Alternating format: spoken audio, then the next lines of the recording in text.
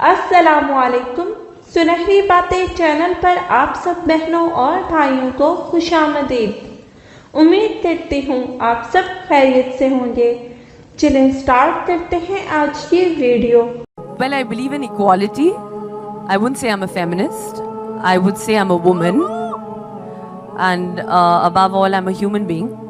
But also, I mean, I'm as proud to be known as Saif Ali Khan's wife as I am to be Kareena Kapoor. So نے ایک بہت اچھا سوال پوچھا.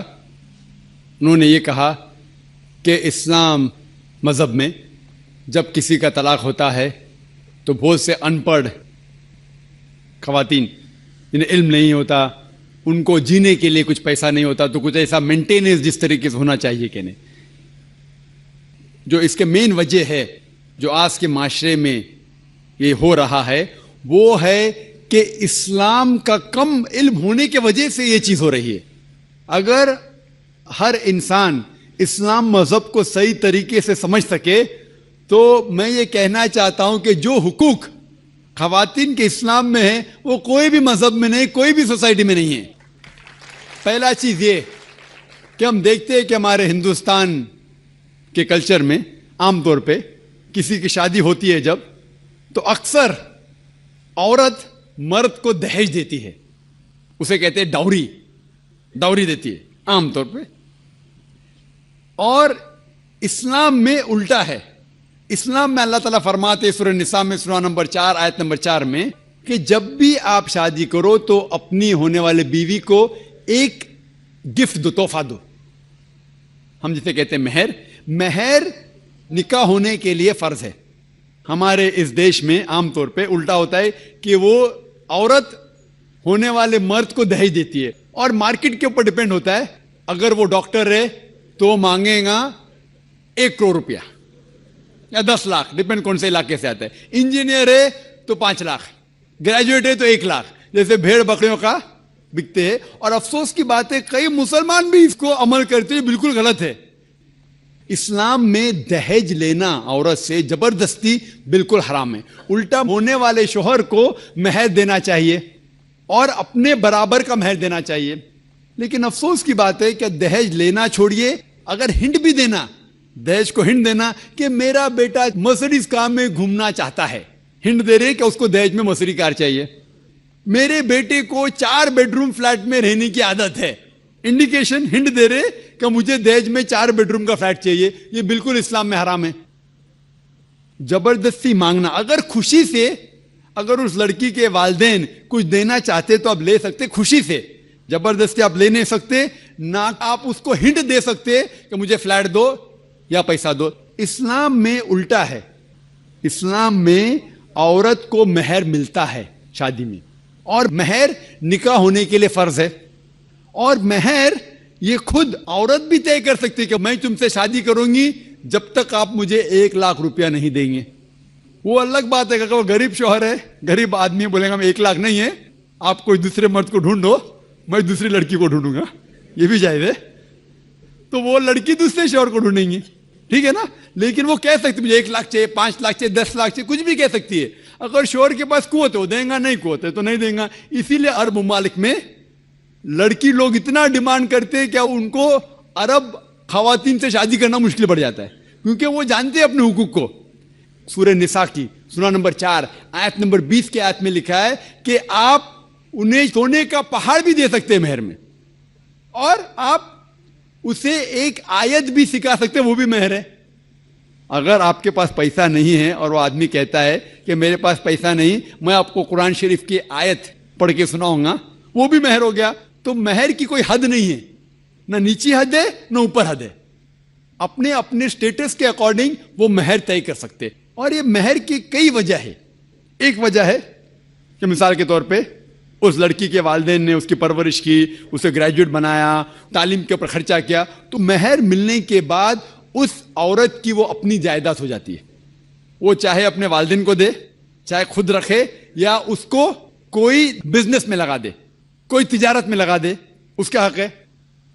تو مہر اس کی خود کی جائیداد ہے، وہ کچھ بھی کر سکتی ہے. اور مہر کا کوئی فکسڈ اماؤنٹ نہیں ہے, چھوٹا بھی ہو سکتا ہے, بڑا بھی ہو سکتا ہے. اور اس کے علاوہ یہ مہر اگر خدا نہ کرے, اللہ نہ کرے, اگر طلاق ہوتا ہے, ڈیورس ہوتا ہے, تو یہ مہر اس کے کام آ سکتا ہے. لیکن لوگ کو غلط فہمی کہ مہر صرف طلاق کے لیے, ایسا نہیں بات ہے. وہ مہر لے کے خود کو بزنس میں لگا سکتی ہے, اپنے والدین کو دے سکتی ہے. اور جہاں تک کہ اس کا خود کا سوال ہے, اسلام کے اندر جتنے فائنینشیل ایسپیکٹس ہے خرچہ اس کا, شادی کے پہلے ذمہ داری ہے اس کے والد کی اور اس کے بھائی کی, شادی کے بعد یہ ذمہ داری اس کے شوہر کی اور اس کے بیٹے کی. آل فائنینشیل ایسپیکٹس, لاڈجنگ, بورڈنگ, کلودنگ, کھانا پینا, کپڑا, سب اس کو کمانے کی ضرورت نہیں. یہ حق ہے مرد کو دینے کا. تو financially she is more strong, she is very strong financially. جہاں تک کہ مالی حالات میں اسلام میں عورت کا درجہ بہت اونچا ہے. جہاں تک کہ بہن نے سوال پوچھا کہ طلاق ہونے کے ٹائم پہ اسے مینٹیننس کیوں نہیں ملتا, بہت اہم سوال ہے. پہلا ہم یہ جان لے کہ جب اللہ سبحانہ و تعالی خواتین کو اتنے حقوق دیے, حقوق دینے کے باوجود اللہ سبحانہ و تعالی عدل کرتے ہیں, جسٹ ہے. کیونکہ جب بھی طلاق ہوتا ہے گھاٹے میں جاتا ہے مرد اسلام میں زیادہ. کیونکہ جب طلاق ہوتا ہے اسے اگر وہ مہر نہیں دیا ہوگا دینا فرض ہو جاتا ہے, بھلے وہ مہر 50,000 ہو, 1 لاکھ ہو, 5 لاکھ ہو, 10 لاکھ ہو, وہ اسے طے کرنا چاہیے. جب مہر دیتا ہے تو عورت کا نقصان کچھ نہیں ہوتا. اور طلاق ہونے کے بعد آدمی بھی شادی کر سکتا ہے, عورت بھی شادی کر سکتی. جب طلاق ہو جاتا ہے اسے مہر تو مل جاتا ہے, جب نئی شادی کرتی ہے نیا مہر ملتا ہے. آپ سوچئے آدمی جب نیا شادی کرتا ہے اس کو نیا مہر دینے پڑتا ہے, تو آدمی نقصان میں ہے.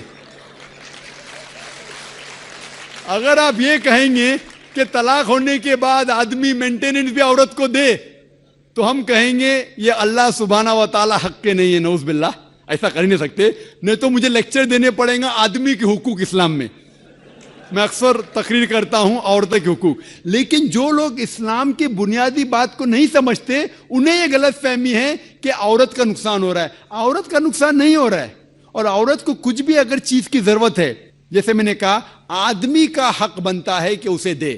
شادی کے پہلے اس کے والد اور اس کے بھائی, شادی کے بعد اس کے شوہر اور اس کے بیٹے. اور اگر یہ نہیں بھی دے تو معاشرے کا فرض ہے کہ عورت کو سنبھالے.